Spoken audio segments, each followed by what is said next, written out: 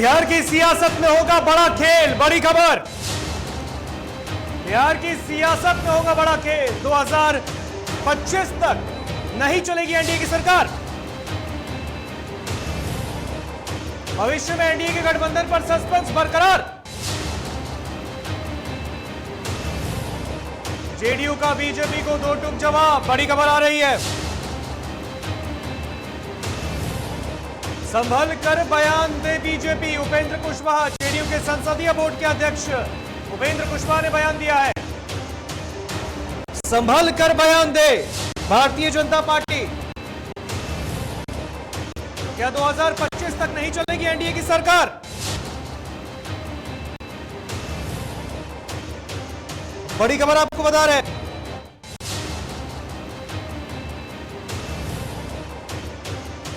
JDU का BJP को दो टूक जवाब मिल गया है, बड़ी खबर आपको बता रहे हैं। संभल कर बयान दे भारतीय जनता पार्टी, उपेंद्र कुशवाहा ने बयान दिया है। बड़ी खबर आ रही है, बिहार की सियासत में होगा खेल। 2025 तक नहीं चलेगी एनडीए की सरकार। बड़ी खबर, भविष्य में एनडीए के गठबंधन पर सस्पेंस बरकरार। जेडीयू का बीजेपी को दो टूक जवाब। अब इसमें कहाँ कोई दिक्कत है? संबंध तो है ही। इसमें थोड़ा जो बयान दे देते हैं भारतीय जनता पार्टी के लोग, उसको ले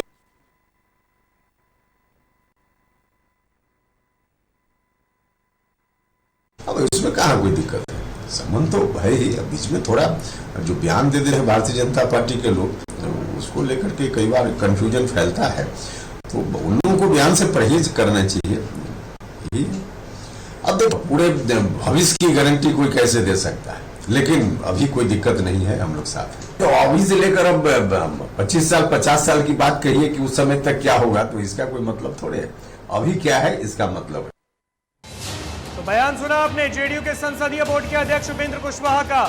भविष्य में कुछ भी नहीं कह सकते, लेकिन जिस तरह के बयान भारतीय जनता पार्टी के कुछ नेता दे देते हैं, उससे संभल कर उनको बयान देना चाहिए, ऐसा कहना है। ये एक नसीहत है, दो टूक जवाब है जेडीयू का बीजेपी के उन नेताओं के लिए। हमारे साथ इस पर बातचीत करेंगे, लाइव चैट पर जुड़े हुए हमारे साथ निषेध ठाकुर। निषेध, उपेंद्र कुशवाहा ने दो टूक जवाब दे दिया है बीजेपी के उन नेताओं को जो लगातार जेडीयू पर कुछ कुछ कह देते हैं। अब उपेंद्र कुशवाहा कह रहे हैं कि संभल कर बयान दे बीजेपी। बिल्कुल, देखिए, उपेंद्र कुशवाहा का ये एक बड़ा बयान है और जो एनडीए गठबंधन को लेकर के तमाम अटकलें बार बार सामने आ रही थी, बार बार कयास लगाया जा रहा था कि क्या एनडीए गठबंधन बिहार में 2024 लोकसभा चुनाव और 25 विधानसभा चुनाव तक क्या चलेगा, तो उस पे अब कहीं ना कहीं जो सस्पेंस था वो इशारों में उपेंद्र कुशवाहा ने खत्म कर दिया है। और उपेंद्र कुशवाहा के बयान से ये साफ तौर पे समझा जा सकता है कि जो दावे लगातार अब तक किए जा रहे थे कि हाँ 2024 और 2025 तक बिहार में एनडीए गठबंधन चलेगा, एनडीए गठबंधन इंटैक्ट है, तो अब कहीं ना कहीं उस बयान पर सस्पेंस है कि क्या वाकई में बिहार में 24 तक एनडीए गठबंधन ठीक ठाक चलेगा। क्योंकि उपेंद्र कुशवाहा कह रहे हैं कि भविष्य की गारंटी हम नहीं दे सकते हैं, भविष्य की गारंटी कोई नहीं दे सकता है, लेकिन उपेंद्र कुशवाहा कह रहे हैं कि अभी एनडीए गठबंधन चल रहा है और बिहार में भविष्य में क्या होता है, एनडीए गठबंधन इंटैक्ट रह पाता है या फिर इस दरार आती है, ये किसी को नहीं पता, कोई इसमें कुछ नहीं कह सकता है, क्योंकि भविष्य किसी ने नहीं देखा है। साथ ही साथ उपेंद्र कुशवाहा ने बीजेपी के नेताओं को एक सलाह भी दी है कि जो बयान वो लगातार बिना सोचे समझे दे रहे हैं, उन बयानों को देने से पहले सोचने की जरूरत है। उपेंद्र कुशवाहा इस बात को कह रहे हैं कि भारतीय जनता पार्टी के जो नेता हैं वो बिना सोचे समझे बयान दे रहे हैं और इस तरीके के बयानों से कहीं ना कहीं दिक्कतें आती हैं, एनडीए गठबंधन पे इसका प्रभाव पड़ता है। तो अगर अब कुल मिला के बात करें कि बिहार में क्या एनडीए गठबंधन 24 तक चलने वाला है, इस पे अब कहीं ना कहीं सस्पेंस बरकरार होता हुआ दिख रहा है। 2025 में चुनाव है निश्चित विधानसभा के, बिल्कुल। तो 25 तक क्या आगे, क्योंकि जिस तरीके का बयान दे रहे हैं जेडीयू के संसदीय बोर्ड के अध्यक्ष की बीजेपी के कुछ नेता ऐसे बयान देते हैं, इस वजह से थोड़ा उठापटक हो जाती है। अगर लगता है अभी भी 2025 में वक्त बहुत बाकी है, इस तरह की बयानबाजी चली तो फिर गठबंधन वैसा गठबंधन रहेगा एनडीए का?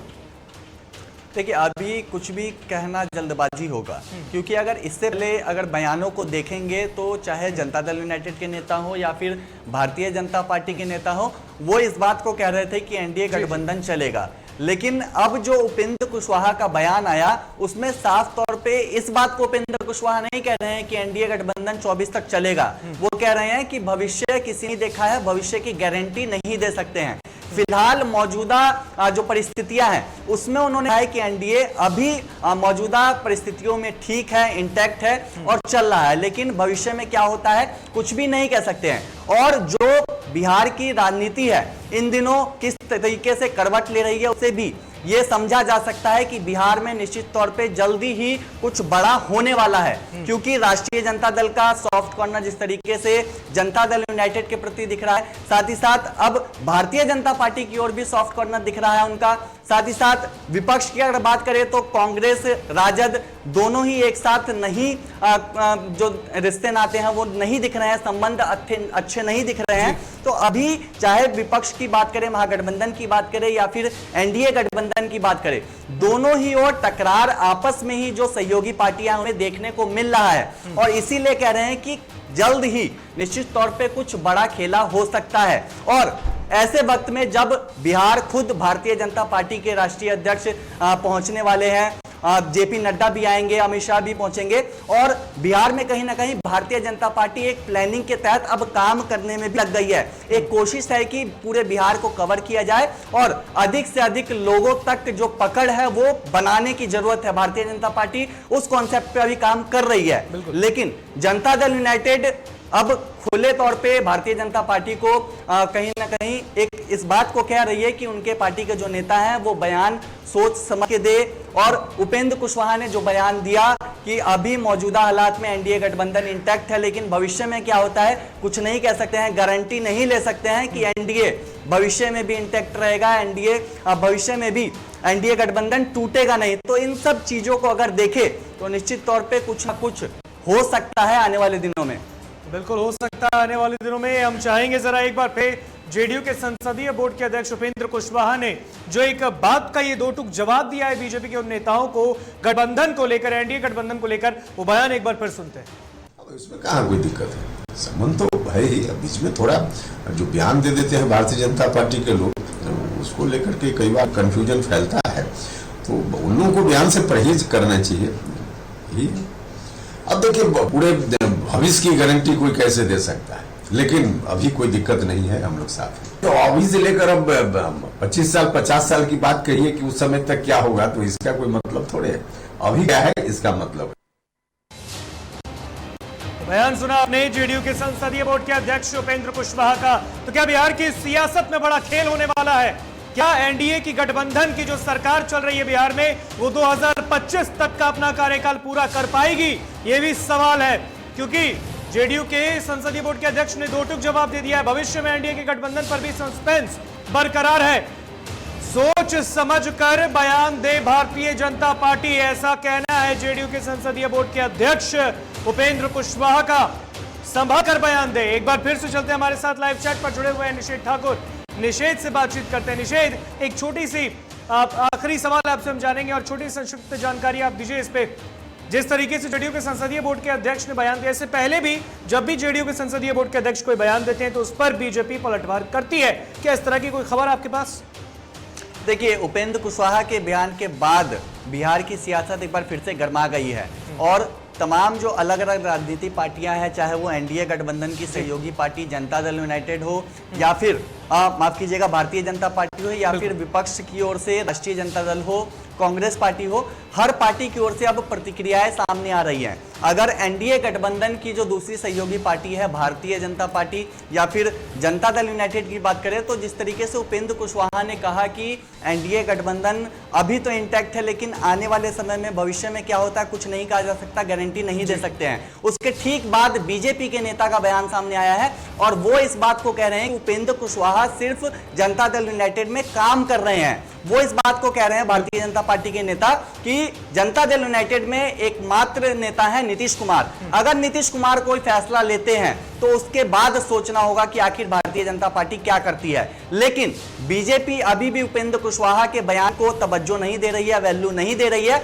और इस बात को कह रही है कि राष्ट्रीय अध्यक्ष तो लल्लन सिंह है, मुख्यमंत्री नीतीश कुमार पार्टी का चेहरा है जनता दल यूनाइटेड का, उपेंद्र कुशवाहा महज वहां पे काम कर रहे हैं, और इसीलिए भारतीय जनता पार्टी तो उनके बयान को सीरियसली नहीं ले रही है। लेकिन राष्ट्रीय जनता दल की अगर बात करें तो वो इस बात को क्या बयानबाजी, क्या निश्चित इस तरह की बयानबाजी जो साथ में गठबंधन दलों में चल रही है वो विपक्ष के लिए एक सुनहरा मौका भी तो हो सकती है। बिल्कुल, देखिए विपक्ष के लिए निश्चित तौर पे एक सुनहरा मौका मिल सकता है, क्योंकि इससे पहले ही मैंने बताया कि एनडीए गठबंधन में बेशक ठीक कुछ नहीं चल रहा है, लेकिन विपक्षी पार्टी जो राष्ट्रीय जनता दल है वो कहीं ना कहीं एक सॉफ्ट कॉर्नर दिख रहा है। इससे पहले जनता दल यूनाइटेड के प्रति सॉफ्ट कॉर्नर दिखा, और अब जो खबरें आ रही हैं, जो नेताओं की प्रतिक्रिया आ रही है, जो नेता बयान दे रहे हैं, वो इस बात को कह रहे हैं कि राष्ट्रीय जनता दल का जो एक सॉफ्ट कॉर्नर है वो भारतीय जनता पार्टी के भी प्रति है। तो इससे समझा जा सकता है कि अगर बिहार में कुछ होता है तो विपक्ष को एक फायदा तो मिलेगा, राष्ट्रीय जनता दल को एक फायदा मिलेगा। अगर आने वाले दिनों में भारतीय जनता पार्टी जनता दल यूनाइटेड का गठबंधन टूटता है तो इसका असर बिहार की राजनीति पे पड़ेगा, और विपक्ष को इसका जो फायदा है वो भी मिल सकता है।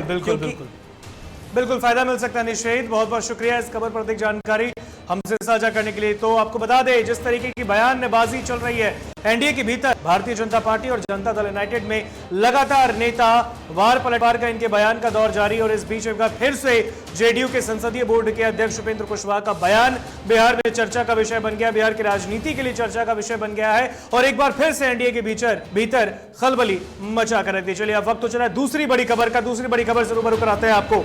एक और बड़ी खबर सामने आ रही है, दिल्ली में ईडी की कार्रवाई, बिहार में विरोध। बड़ी खबर, दिल्ली में हुई है ईडी की कार्रवाई, लेकिन इसका असर बिहार में भी देखा गया है। दूसरी बार सोनिया गांधी से नेशनल हेराल्ड मामले में पूछताछ के लिए एक बार फिर बुलाया गया आज। बड़ी खबर आपको बता दें, बिहार में कांग्रेस नेताओं ने प्रदर्शन किया है, यानी ईडी की कार्रवाई का विरोध बिहार में हुआ आज। बीजेपी पर लगाया सोनिया गांधी को परेशान करने का आरोप। कांग्रेस नेताओं का गंभीर आरोप भारतीय जनता पार्टी पर, केंद्र सरकार पर ईडी के दुरुपयोग का भी आरोप लगा है। बड़ी खबर आपको बता रहे हैं, आज दिल्ली में कांग्रेस के अंतरिम अध्यक्ष सोनिया गांधी से ईडी ने पूछताछ की नेशनल हेराल्ड के मामले में, और इसके बाद सोनिया गांधी के जो समर्थक हैं, कांग्रेस के जो समर्थक हैं, वो सड़कों पर उतर गए बिहार में और प्रदर्शन करने लगे। बिहार में भी कांग्रेस के नेताओं ने प्रदर्शन किया। पटना में, राजधानी पटना में बिहार कांग्रेस के प्रदेश अध्यक्ष डॉक्टर मदन मोहन झा के नेतृत्व में पटना में कांग्रेस के नेताओं कार्यकर्ताओं ने गांधी मैदान के पास प्रदर्शन किया, और साथ ही साथ केंद्र सरकार के विरोध में नारेबाजी की है। आपको बता दें, केंद्र सरकार पर ईडी पर दुरुपयोग करने का आरोप लगा है।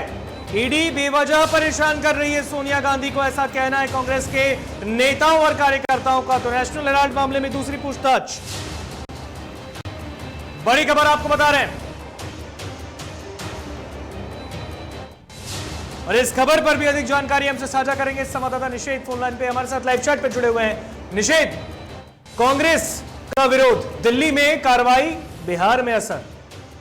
बिल्कुल, देखिए इससे पहले भी जब राहुल गांधी से पूछताछ की गई थी नेशनल हेराल्ड मामले में, तो उस वक्त भी अलग अलग राज्यों में कांग्रेस पार्टी ने प्रदर्शन किया था, और अब जब सोनिया गांधी से पूछताछ हो रही है, आज दूसरे दिन ईडी ने उनको बुलाया और पूछताछ हुई कई घंटों तक, और जब पूछताछ के लिए बुलाया गया तो उसके बाद अलग अलग राज्यों में एक बार फिर से कांग्रेस पार्टी ने प्रदर्शन किया। राजधानी पटना में भी तस्वीरें आई, राजधानी पटना में भी कांग्रेस ने एक जोरदार प्रदर्शन किया। इस दौरान कांग्रेस के नेता इस बात को कह रहे थे, कई नेताओं से बातचीत की हमने, और उस दौरान उन नेताओं ने कहा कि जब भी भारतीय जनता पार्टी डर जाती है तब ईडी जैसी संस्थाओं को आगे कर देती है और कार्रवाई करवाती है।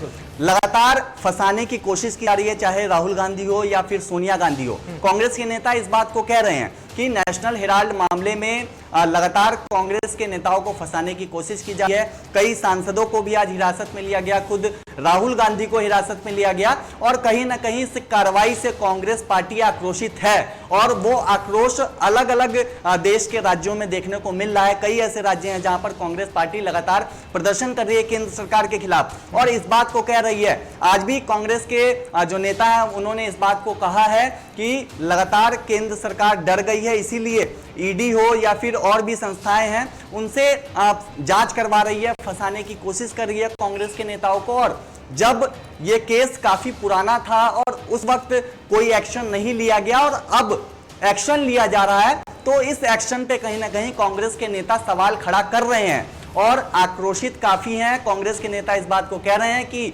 अगर ठीक ढंग से कार्रवाई नहीं की जाती है, अगर केंद्र सरकार के इशारों पर ईडी कार्रवाई करती है, तो इसी तरीके से विरोध प्रदर्शन होते रहेगा। इससे पहले भी ईडी दफ्तर का कई बार घेराव किया गया अलग अलग राज्यों में। राजधानी पटना की भी तस्वीरें हमने दिखाई थी जब सोनिया गांधी से पहली पूछताछ हुई थी अब से कुछ दिनों पहले, और उस वक्त ईडी दफ्तर को कांग्रेस के कई नेताओं ने घेर लिया था और एक जोरदार प्रदर्शन किया था। और उस वक्त भी कांग्रेस पार्टी के नेताओं का इस बात को कहना था कि जब तक ठीक ढंग से कार्रवाई नहीं होती है, जब तक बुलाना बंद नहीं किया जाता है, तब तक इसी तरीके से कांग्रेस पार्टी सड़क पर उतरेगी और विरोध जताएगी। चलिए, बिल्कुल, जब तक ये कार्रवाई रुकेगी नहीं, ये कार्रवाई थमेगी नहीं, तब तक कांग्रेस प्रदर्शन करेगी, यानी ईडी के कार्रवाई का विरोध करेगी। बहुत बहुत शुक्रिया निषेध, इस खबर पर भी अधिक जानकारी हमसे साझा करने के लिए। तो पटना में भी कांग्रेस ने प्रदर्शन किया है। दिल्ली में जो ईडी कार्रवाई के लिए बुलाया, दरअसल आपको बता दें, दिल्ली में आज कांग्रेस की अंतरिम अध्यक्ष सोनिया गांधी से ईडी ने पूछताछ की है। नेशनल हेराल्ड मामले में उनकी पेशी थी, वहां पर उनको बुलाया गया, उनसे पूछताछ हुई ईडी के दफ्तर में। और इसके बाद पटना में कांग्रेस के कार्यकर्ताओं नेताओं ने प्रदर्शन किया। सिर्फ बिहार ही नहीं, बिहार के अलावा कई राज्यों में भी प्रदर्शन हुए हैं, लेकिन बिहार में भी पटना में कांग्रेस के प्रदेश अध्यक्ष नेतृत्व में प्रदर्शन किया गया। चलिए, वक्त हो चला है एक और बड़ी खबर का, तीसरी बड़ी खबर से रूबरू कराते हैं आपको। फुलवारी शरीफ टेरर मॉड्यूल का जल्द होगा खुलासा, बड़ी खबर। पीएफआई और गजवाए हिंद केस की जांच तेज, बड़ी खबर। एनआईए के आईजी आशीष बत्रा पटना पहुंच गए हैं। दिल्ली से पटना पहुंचे हैं एनआईए के आईजी आशीष बत्रा। आईजी ने बिहार एटीएस के साथ बैठक की है, बड़ी खबर। बड़ी खबर आ रही है, फुलवारी शरीफ टेरर मॉड्यूल का क्या जल्द होगा खुलासा? अब इसमें जांच तेज कर दी गई है। आपको बता दें, पीएफआई और गजवाए हिंद केस की जांच तेज कर दी गई है और इस जांच को मुकम्मल करने के लिए एनआईए के आईजी आशीष बत्रा पटना पहुंचे हैं। दिल्ली से आज ही पटना पहुंचे हैं आशीष बत्रा। तेज तर्रार अफसर में इनकी गिनती होती है। आपको बता दें, आईजी ने बिहार एटीएस के साथ पूछताछ भी की है और ये जांच का जिम्मा इनके हवाले सौंपा गया है। एनआईए के आईजी आशीष बत्रा पटना पहुंच गए। पटना में उन्होंने बिहार एटीएस के साथ बैठक की है पीएफआई और गजवाए हिंद केस के मामले में, और अब इस मामले में जांच को तेज कर दिया गया है। तो क्या कनेक्शन है बिहार से, इसका खुलासा जल्द होने वाला है। फुलवारी शरीफ टेरर मॉड्यूल मामले में जल्द होगा खुलासा,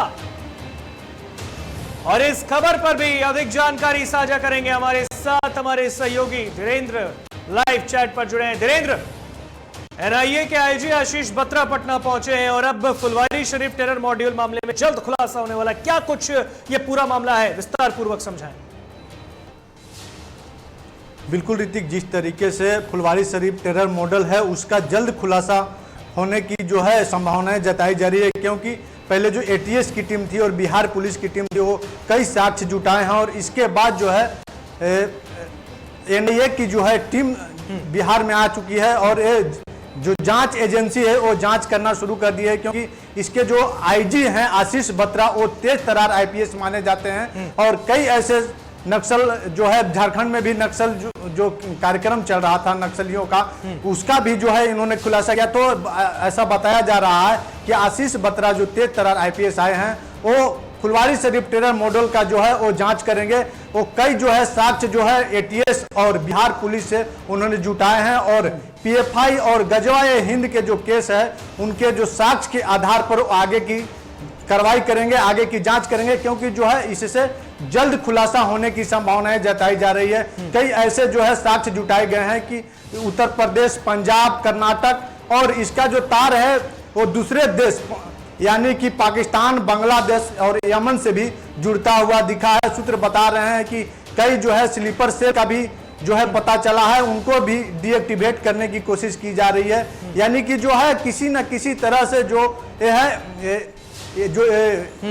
गजवाए हिंद और जो पीएफआई की जो टीम थी वो लगातार जो है तो आतंकी गतिविधि में शामिल कर रही थी लोगों को, और जितने भी मुस्लिम पटना लोग में थे, नहीं, बिहार के कई जिलों में भी इनके होने की बातचीत चल रही थी। दरभंगा में भी गिरफ्तारी के लिए वहां पर जो पुलिस छापेमारी कर रही थी, मोतिहारी में छापेमारी हुई, तो बिहार के कई जिलों में इनके होने का नेटवर्क का खुलासा हुआ था उस वक्त।